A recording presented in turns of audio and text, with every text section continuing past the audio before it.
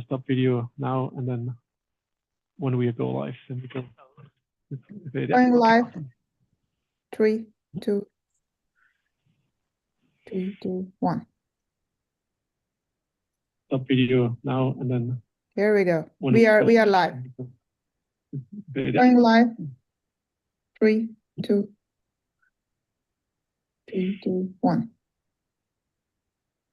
Stop video now, and then. All right. Good afternoon from Austria. Good afternoon from Innsbruck. My name is Gernot Grömer. I am the director of the Austrian Space Forum, and I'm an analog astronaut. And I would like to show you around in our Spacesuit laboratory and get you to see things that are usually not that easy to see for the public.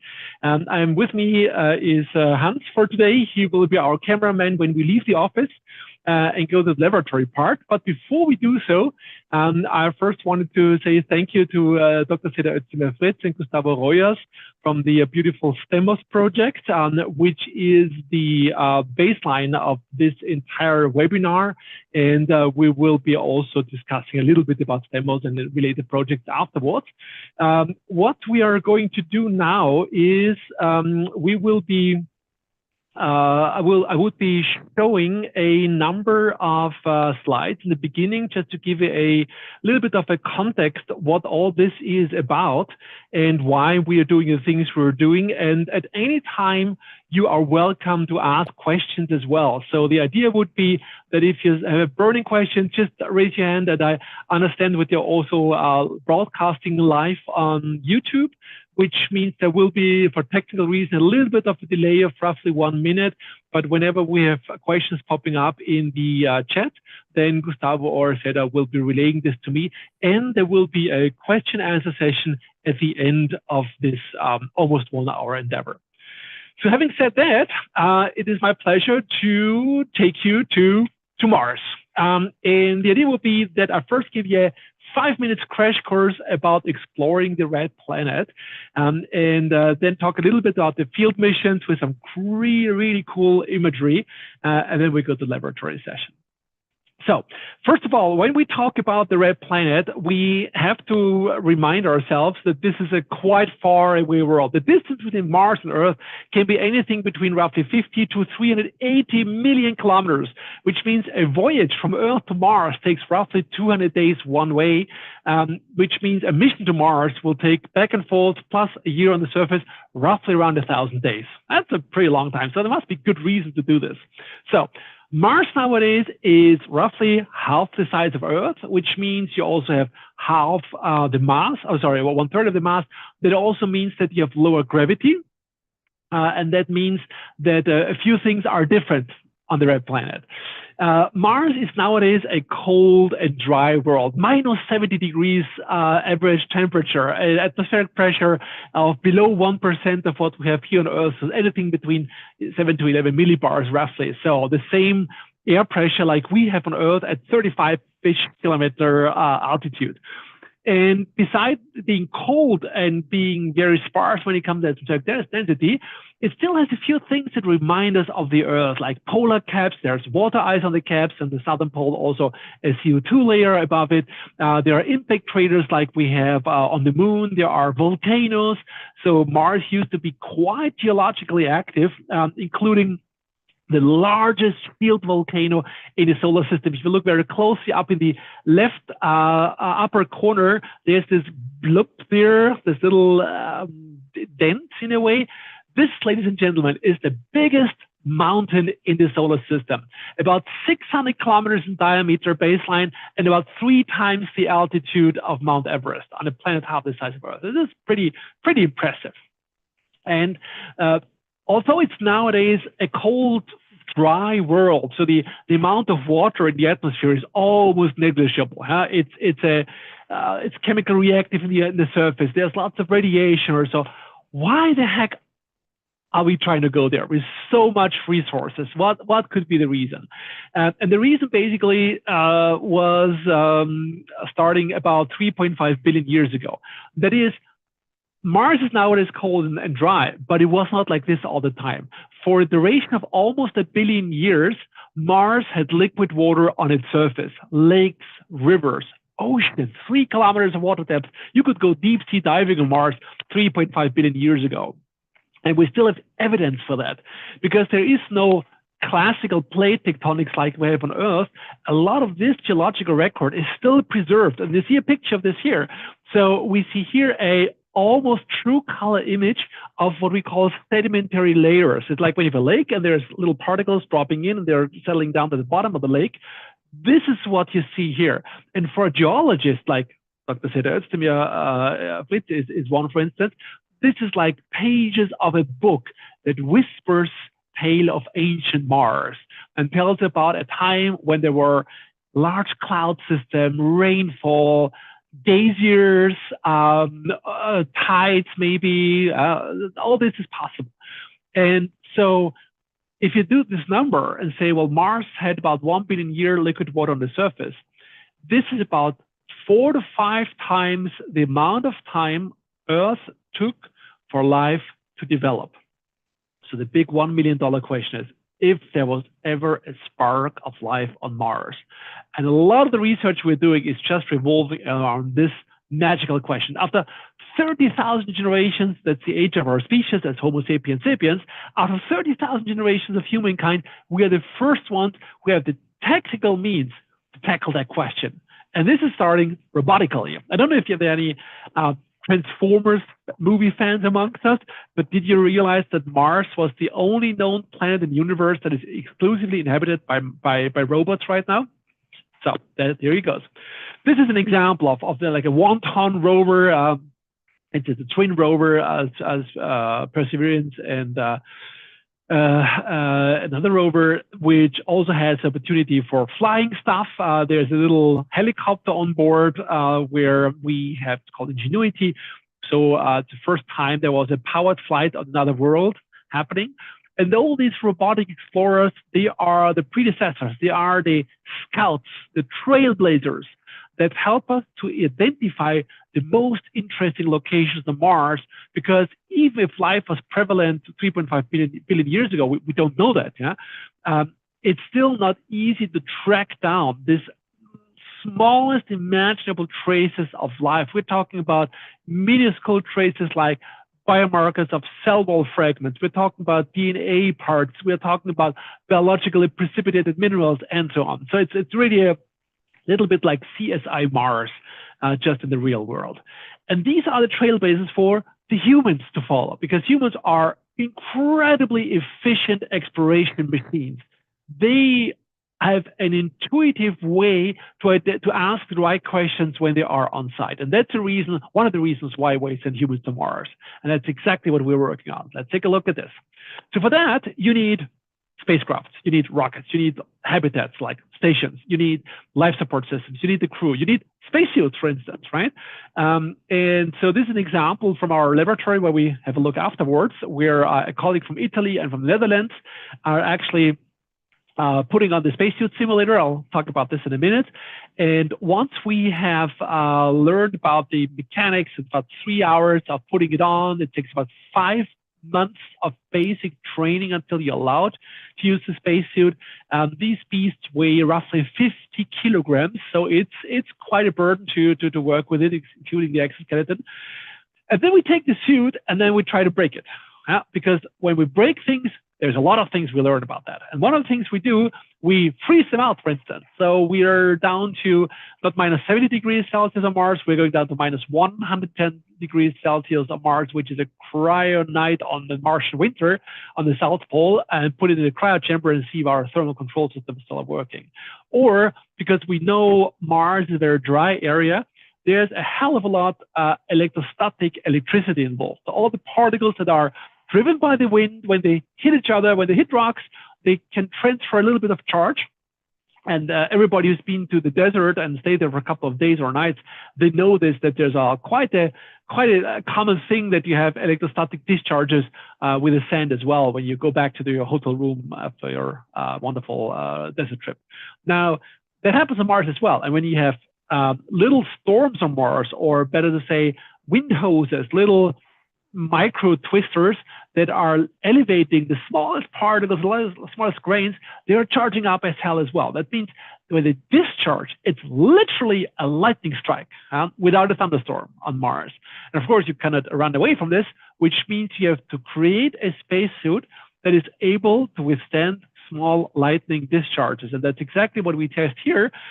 This is a test with a 6 megavolt Tesla coil that was discharged on the suit. And I'm very happy to report that it went well and the astronaut survived this test because I was the guy in the suit and I was happy to report that it worked out. And once we've done those type of tests, and there are many more other tests we're doing, then we take them and repair them and make them dirty. That means take it out to the desert, do real field testing, because that's where you learn. When you have the dirt, metaphorically, the dirt under your fingernails, that's where they have the steepest learning curve. For instance, we went to Oman, we went to the north of the Sahara, we went to Israel, we went to Armenia, we went to rock glaciers in Austria, for instance, and put the suits and the teams and the technologies, the robots and so on to testing. So this is an example from the Dhofar Desert in southern Oman, where we had a site that was incredibly similar to what we see from Mars. So the top picture of those two was taken on the 15th of February, 2018 in Oman. The bottom picture was taken just 2 weeks afterwards on the red planet.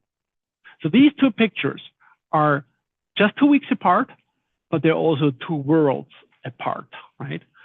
And then you need a lot of people to support these type of missions. So typically for these type of missions, we are engaging 250 plus people from 25 nations that are working all together, do a hell of a lot of training, lots of virtual training, reading, studying, exams, physical training, hand-eye coordination training, and so on.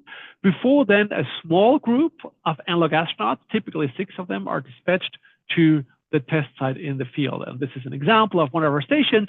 This is actually done in the Oman Desert. So this was custom made just for the mission. And when we go outside, of course, we cannot do so just by opening a hatch, but we have to put on the spacesuits first.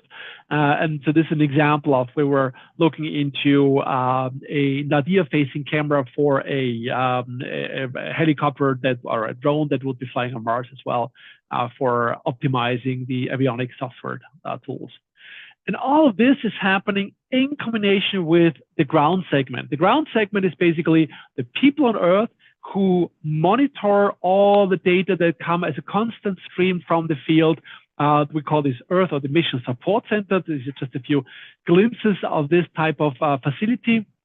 We have a couple of those rooms where you basically monitor the team with a time delay, because remember, I said 10 minutes average time delay, which means any signal you get on your screen on the monitor, that's already 10 minutes old. So you have to be a lot of anticipating the challenges that might lie ahead. Because remember, the next replacement part shop is maybe 380 million kilometers away. Now, there's a lot of things we can simulate there, right? The delay, the isolation, the sand, interactions. One thing is particularly hard to emulate, and that's the last thing I'm going to show before we go to the lab, and that is the gravity challenge, the difference in gravity. Now, on Earth, we call this 1G, 1 gravitation, as a unit that is quite convenient. Now, on Mars, we have roughly 1/3 of a G, which means if you jump 1 meter on Earth, you can jump 3 meters on Mars. You can jump like 6-7 meters on the moon, for instance, right? And that's hard to simulate. We cannot put a blanket over the sand and say, well, we block gravity. That's not the way it works. Sometimes I wish we could do it this way. But instead of that, we have here in our laboratory a machine that can somewhat mimic the changed physiological workload on the human body. And that's called the Vertical Treadmill facility, which is a ground-based facility of the European Space Agency, which we are operating as the Austrian Space Forum. It's unique in Europe. It's one of those very, very rare machines that exists on this planet. And I'll show you a picture of this in a second. What they basically do is you put a human, a person in suspension in the horizontal, and you're drawing the person with strings against a treadmill like you have in a fitness center when you go for training, for instance. But the only thing is, this is tilted by 90 degrees, so it's standing upwards. You're running against the wall basically, and there's a mechanical part that moves, and so you can do the same ambulatory and movement patterns like you would have on Mars. And what it looks like, I'm going to show you in a second now, and you should see the video in a moment now. So this is one of our analog astronauts. This is Dr. Robert Wild. He is a quantum physicist from the University of Innsbruck, and he is walking on the moon. So what you see here is not a slow motion movie. This is really real time, and it gives an idea what those movement patterns look like. And it's really this fantastic notion that when you close your eyes, you have this subjective feeling, oh my God, this is what it should feel like on the moon. And I would say, let's take a look at this. And with that, we're gonna activate the other camera. And I'll stop here the sharing, and we should then be going back to full screen, and with some luck. Yeah, okay. We see hands, yeah, and if you turn around the camera, there we go. All right, so we're gonna change the room now and walk through the hallways. This was actually a mission in Rio Tinto in southern Spain, where we had also a Mars simulation a couple of years ago. And here we go for the machine, the vertical treadmill. So this monster here is the one that is mimicking different gravity levels on the moon, on an asteroid, on Mars, or on Earth. Yeah? So usually we also have a little more machinery here with motion capture systems. We have this fancy little, looks like a diving mask thingy here, which you put on the test subject, which gives you an idea for the breathing flows. It measures CO2 and the respiratory rates and so on. Lots of cables around you. You have a harness that gives you the holding pattern that you're really suspended in the air, so to say. So we put the test subjects down here. We remove that part here because that's just for safety. So if somebody drops down, they don't fall any lower. And then you put the test subject in. So basically, you lie down here like this. You lean all the way back here, right? And you have all the strings here. And if I pull them onto my harness, actually you could really use this. I'm realizing as a workout machine, a very expensive one. Yeah. So I'm suspended here, and then I'm hovering in the air, and then I grab here the handle basically, and then I start to walk on the treadmill. Right. Just imagine I'm hanging out in the suspension, so to say. And I can tell you from personal experience, it's amazing because, I mean, you look into the ceiling, of course, but if you close your eyes and you just have watched some really magnificent isolation, poster-like images of the lunar surface, and you close your eyes, you can literally feel yourself walking up there. The same applies to Mars. And so it gives you quite an impressive immersion that is not done with what you see or what you hear, but what your body feels. It's a full body experience. That is quite amazing, right? Now, so far for the vertical treadmill facility, so we do a lot of research here, actually also to study how astronauts on the moon will work and how they will behave when it comes to physical exhaustion. They can climb a hill or so, but that they have to do with a spacesuit. Now, I think that's what he wanted to see in the first place, right? So here it is. Actually, it's not an it, it's a she. So the name of the system is called OeWF, which is not an acronym, by the way, but is named after a Jules Verne novel figure from Journey Around the World in 80 Days. OeWF is the Indian princess the protagonist marries at the end. And for us, she's also like a princess. She's beautiful to look at, but she's high maintenance. All right, so let's take a look at her. Actually, we have two research-grade suits. This is the hard upper torso part of it. So basically, it's like a spacecraft to wear. So it mimics the limitations of, sensory perception is changed. You don't hear anything from the outside because you get the ventilation, the radio chatter going on. It's quite a high-tech product with lots of software inside. We're measuring roughly 50 parameters inside a OeWF spacesuit, anything from heartbeat to atmospheric composition, pressure, power status, connectivity status, and so on. So if you come a little bit closer with the camera, you can see here the head-up display below the sun visor. If you tilt it all the way, then you see here the can you see it? Yeah, I can barely see it. Yeah. So that's basically where the monitor tells the astronaut what his conditions is. So he has a localized way how to tell how the suit is doing, how he's doing. For instance, we have also external illumination, of course. You have the opportunity for going to the toilet inside. You can eat and drink inside the spacesuit, something very important. So lots of high tech. But because there's a human inside, there's also low tech involved. Like, for instance, when you are getting exhausted, you're starting to sweat despite the thermal control system. When you start to sweat, we humans have the reflex that our nose starts to itch. Yeah? And the problem is you cannot scratch your nose, obviously, inside. And believe me, sneezing inside a spacesuit is a very bad idea. You don't want to do this for obvious reasons. So you have this blue part here. It's called the RFD, Razzle-Frazzle device. Which is my best friend, because if your nose itches, you simply rub your nose into it, and you can make sure you don't sneeze inside. So these get washed off, obviously, after each spacewalk, but it's really something very, very convenient. Other things are to see here, for instance, is the chest pack. So there's some electronics down there. Going to take a quick peek at this. It's meant to be mostly empty because this is a working surface. They can put up rock samples or tools or so. You have here a little bit operations area where you can operate the head-up display. There's a couple of USB ports, so you can put in like a USB microscope, for instance. That would be very, very handy on Mars, that you take pictures and send it back to mission control or mission support. So this is quite an elaborate system. And all the data it produces, it sends them to an operation stations, which we'll see in a second. But for instance, because you're always working in pairs, like a buddy diving system, yeah? You're also not just exchanging information, you talk to each other, but for instance, you can share power. So if you go to the side here, you see here ports where we can attach umbilicals, where it can share power from one suit to the other, or from a rover to the suit. So if they're running out of power, they can share some juice before they have a problem, basically. Huh? And then, of course, there's lots of really advanced materials involved here as well. For instance, this chrome vanadium titane steel here, this is one of the hardest steels you get commercially on Earth, which has a very, very good response to not having any thermal contraction or expansion when the temperatures change, for instance. So just opening it, I will do so for a second. So I'll have to release here and right again, and then I should be able to pick it up here. So this is roughly 8 kilograms what I'm holding right now. That's really quite heavy.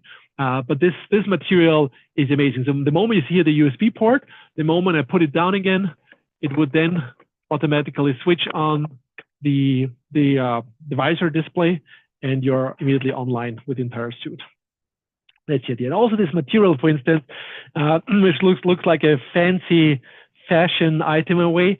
This was a 3-year research project we did on behalf of the European Space Agency to make sure that with a material that actually would be suitable for Mars and for the Moon. So this material is space qualified, which is pretty cool, and yeah, also a little bit expensive, of course. All the data that is created here, they are sent back to the operations station.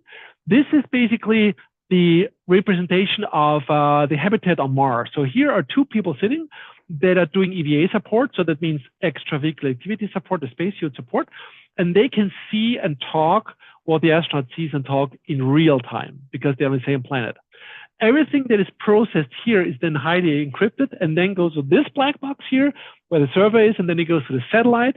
And from then, with the proper artificial time delay, to the mission support center in Austria, where the medical doctors, for instance, watch an ECG that is already 10 minutes old. So you have to be very, very predictive, or basically anticipate problems well in advance.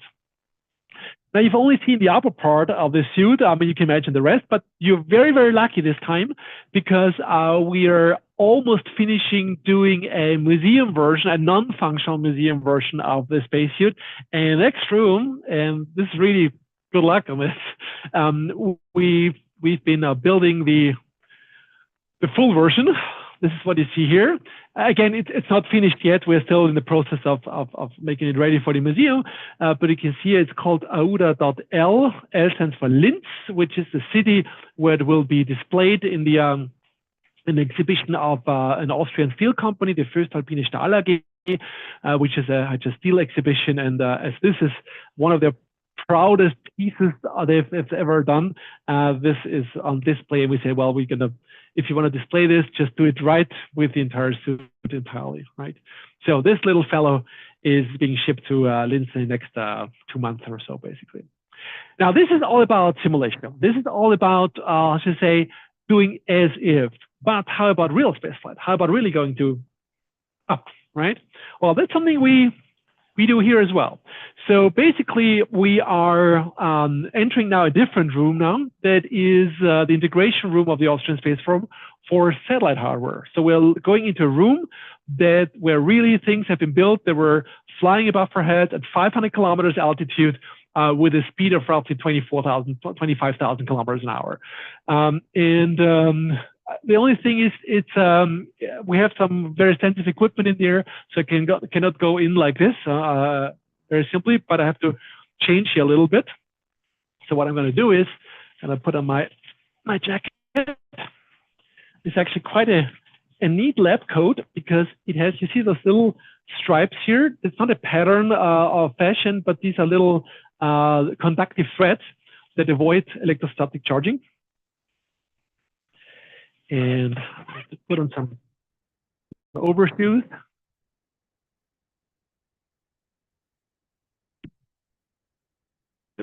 Yep.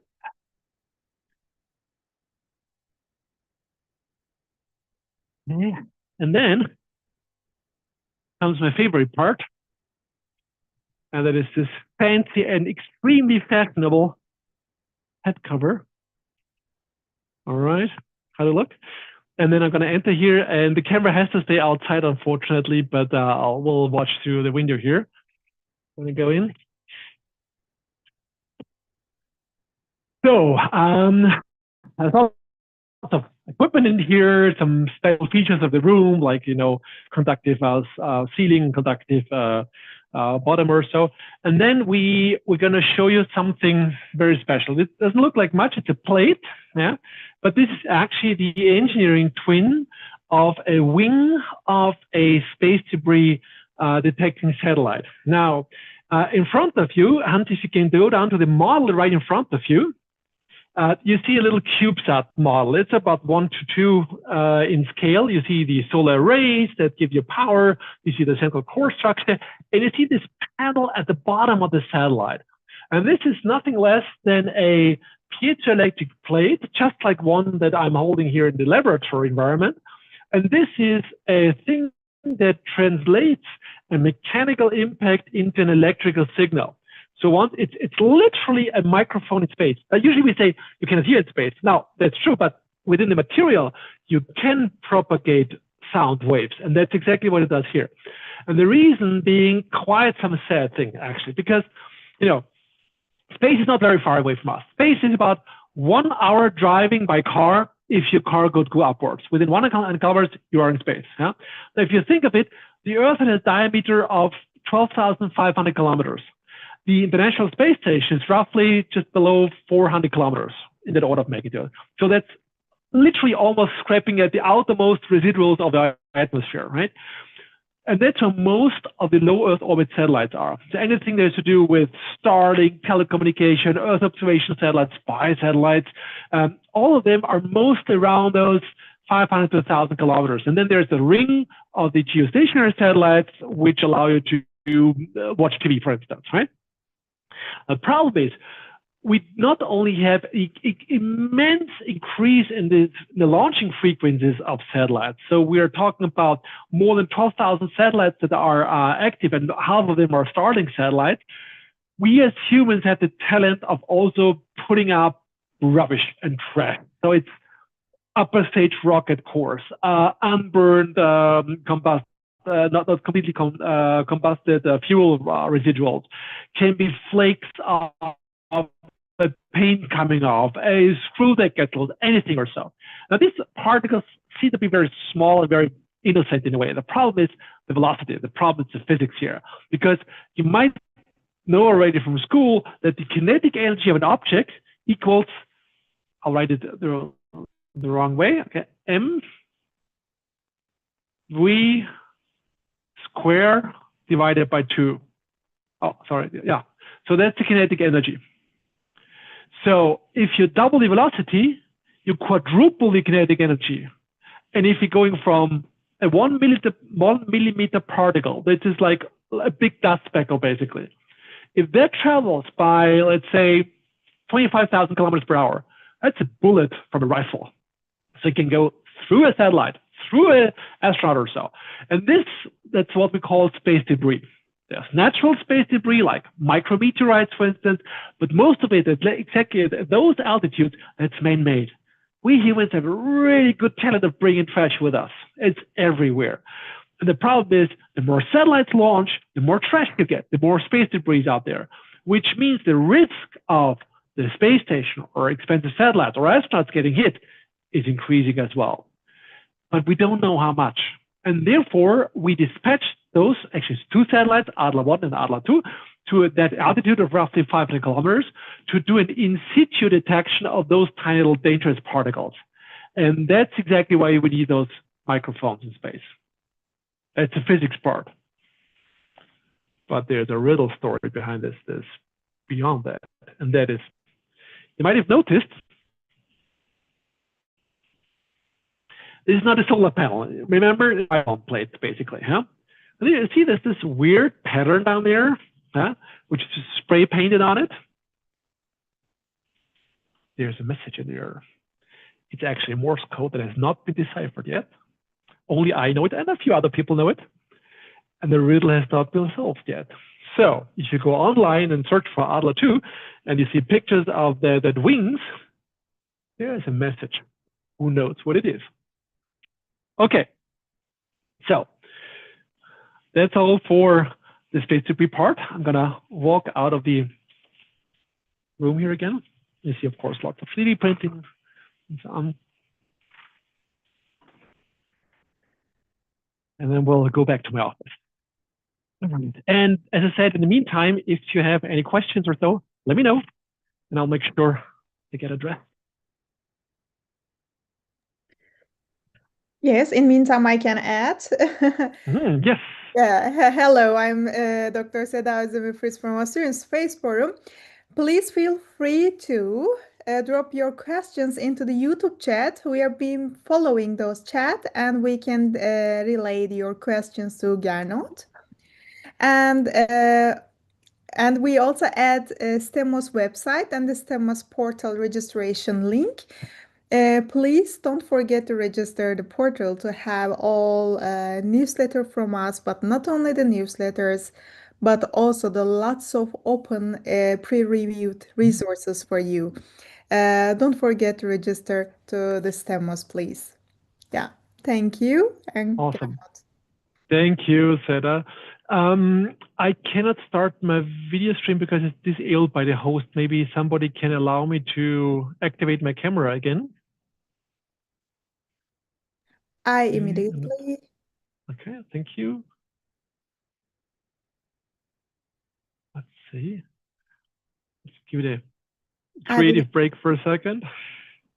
Otherwise, we'll switch back to the other camera. I just ask you. Switching as co-host. Okay. Now okay, we see you now. All right, brilliant. Thank you. Okay, so well, we are back basically, and I wanted to share with you that when this is professional research, and there are people with us that have been studying this and have been learning the trade for many years or so. So there's always a little bit this segregation between the experts on one side and the rest of the world on the other side. And I say there is no segregation. There is always a gray zone of people who might not have finished their studies yet, but are still contributing in a very, very meaningful way. Hunt is such a person, for instance. Yeah. So we said, well, let's take this to the next level and have a look into the way how we can also get young people involved here as well. And if that works quite well out, I will share briefly another screen. If that just to share here. There we go. So you see here it's actually from a website, the project Explore. Explore is such an undertaking to involve young people at high school level already into Mars analog research. So Explore stands for Expeditionary Program for Learning Opportunities in Analog Space Exploration. And there's a follow-up project called Sphere, which we're just starting now. The bottom line of this is Sarah and I and lots of other beautiful people from Portugal, from France, from Greece, embarked on a journey to inspire young minds across Europe about space exploration. So we had a couple of months of training young people besides school, sometimes in school, sometimes outside school, and then would select students from Greece, from Austria, from Portugal to fly them to Lisbon, take a bus then down to Montserrat, which is a beautiful area, which I can recommend also for its brilliant night sky in Europe. And there we built up a small station and all the facilities for mimicking a mission support center and a small habitat. So a couple of students would get to go into the station, and for 1 week, these students would be analog astronauts themselves and mimic the simulation of a simulation, so to say. And it was quite a blast, I can tell you. We still have a second mission planned for April next year, so we're already preparing this right now. But they would learn how to do a flight plan. They would learn how to work with geographical information system. They would learn how to put on a spacesuit. They would learn how to work in the spacesuit and still be safe and solve the problems on their own. So this is really quite a magnificent way to engage in a way that they have hands-on experience with robotics, with geoscience, with human factors appropriate to their age, and really have the feeling what it is like to be an analog astronaut in a Mars analog setting. And this is not the only project we're doing. There are many more. Another one we are looking into is, we were doing right now actually is STEMMOS, of course, the satellite observations on Earth, Moon, and Mars in schools. And just like Seda has mentioned before, if you want to do me a favor, please, either now or right after the conclusion of this session, please feel free to take a look at the STEMMOS project website. Maybe we can put it into the chat, the address, so you can directly click to the registration site. And the good thing about this, once you're registered, you have a lot of access to fantastic pedagogically, didactically superb teaching material about satellite observation of Earth, Moon, and Mars in schools. So you will get to work with actual satellite data. You will get to work with planetary surface observation data. It's quite a blast. And there is material for teachers, for students. It's funded by European Union, by the Erasmus Plus program, which we're very grateful for, which is funding the consortium behind it. And we have literally hundreds and thousands of students who are working in this already. So it is an amazing resource, which I really urge you to take a look at. And not just in physics teaching, it can also be in art when you talk about this beauty of natural processes happening on the Earth and the atmosphere when it comes to satellite observation. It can be in sports when you talk about astronaut training. It can be in language class when you talk about what would be your first words on Mars if you got to choose it? How would be your first report from a station orbiting Mars when you're just about to go down to the surface and so on? So it opens the opportunity for involving almost any type of school teaching with space. And that gives so much inspiration, so much thrill to the students. It's amazing when we talk to the students how much they engage and how deep they dig into the topic. It's really amazing. Having said that, I would like to stop sharing here with my presentation. And I don't know if we have already any questions on the chat now, or if not, please feel free. This is your chance for asking questions. Anything I know, I'm happy to share. If I don't know it, I'm honest enough to say so. I don't know everything, but I can talk about previous missions. I can talk about what do you do as an analog astronaut? Does it feel the spacesuit? How do you go to the toilet? Are there aliens? What was before the Big Bang? Anything, just ask me and I'd be happy to answer. This is a chance you don't get that often, so feel free to utilize that. So Gustavo said, do we have already a first question? Or also to Hans, if you want to ask on behalf of the students any questions or so, I'd be happy to listen as well. No questions so far. We have the delay between the stream. Sure. But people are very quiet. The morning people were more vocal. They said hello. They said where they come from. Maybe it's time for this afternoon class to also use the chat to interact with us. Totally. So let's wait for a little bit more. In meantime, while we are waiting, Gernot, would you like to mention the next week's visit to the... Yes. Next week, the next 2 weeks for both Seda and myself will be crazy because we are embarking on a project that has been in the making for 3 years now. It's called the world's biggest analog. And what we do here, we're talking about the time when not the first humans will walk on Mars, but we have established stations on the Mars, on the Moon, and 1 spacecraft in transit. We're talking about 17 habitats and stations worldwide on 5 continents. From Kenya to India, from Brazil to Portugal, from Poland to Australia, from the US to wherever, to Spain. So we're involving teams across the world to do a joint exercise. And the coordination of all this madness is in Vienna at the Mission Coordination Center. And both Seda will be working on the remote science support side. I will be the management part. And so we have people from all over the world that come to Vienna and basically work as if they would be flight controllers for a real mission in, let's say, 50 years from now or so. So it's not only about doing the experiments themselves. We have experiments from human factors, from geoscience, from robotics, and many other disciplines. But it's mostly also about to learn to talk to each other because we have stations from across the globe with different cultural backgrounds, many languages being spoken where English is our lingua franca at this time, where we learn how to talk with each other effectively and not get lost in translation. It's a cultural challenge because people from different countries have different perceptions of being on time or handshake quality and so on. So we also had to learn this, and it's going to be super exciting.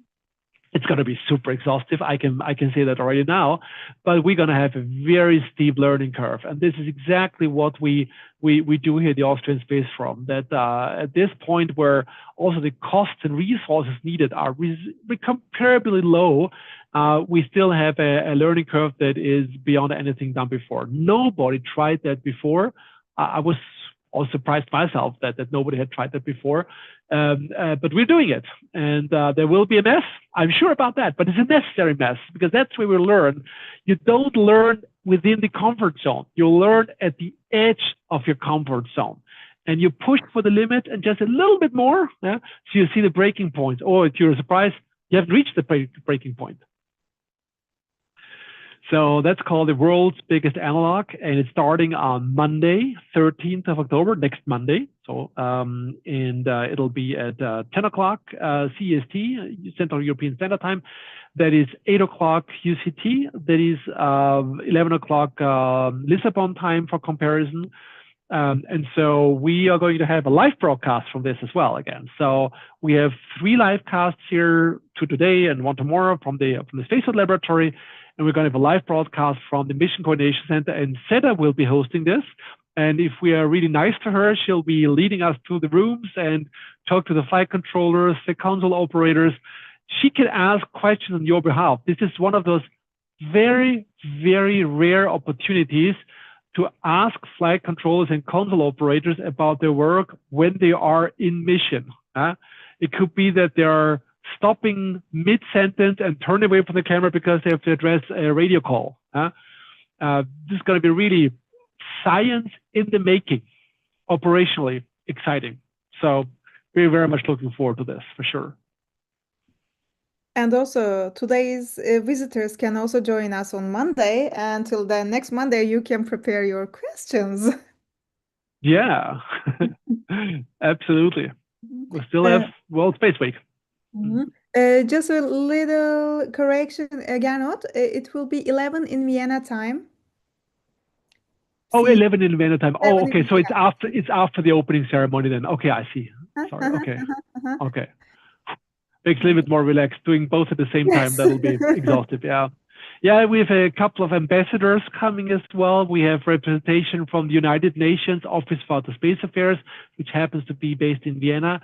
So it's going to be a lot of press. So that's going to be quite a big deal for all of us. And it's going to be super exciting. I can't wait to talk about what our first impressions are when we're there. Next week, 11 o'clock Vienna time. Thank you. Wonderful. Okay, so far we don't have any questions, actually. Okay. So if there are no questions at this point, I would say we can also simply conclude, and we have opportunities for other ways to ask questions necessary. But I would say thank you very, very much at this point. I would definitely like to encourage you considering registering at the STEMMOS website or the Explorer website, just the updated, have access to all this material that has been tested in schools. We've been working with teachers to make sure that it's didactically really solid. And some of the experiments are really exciting. And they're not only physics, they're also in life science, they're also about communication, they're also about other topics as well. So feel free to dive into this and see you on Mars one day. All right. Then, as we always say, on to Mars. On to Mars. All right. Thank you, everybody. Have a good one. Thank you, Gernot. So goodbye, everyone.